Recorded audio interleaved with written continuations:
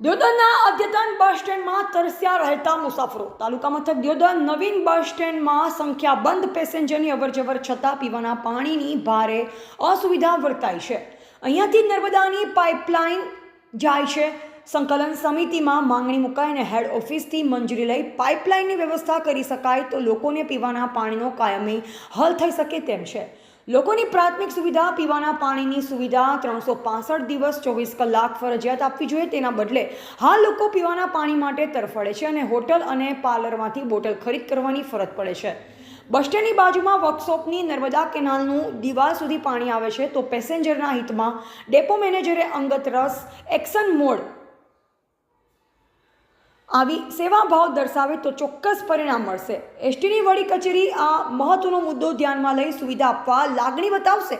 ST ડેપોની આવું મોટું bus stand હોવા છતાં હિતમાં વિભાગીય કચેરી કે વડી કચેરી કેમ ધ્યાનમાં લેતું નથી? આ બાબતે વાહન વ્યવહાર મંત્રીશ્રીને પેસેન્જર વતી રજૂઆત કરવામાં આવશે. બ્યુરો રિપોર્ટ અનુપ ઠાકોર, ક્ષત્રિય જ્યોત ન્યૂઝ, દિયોદર.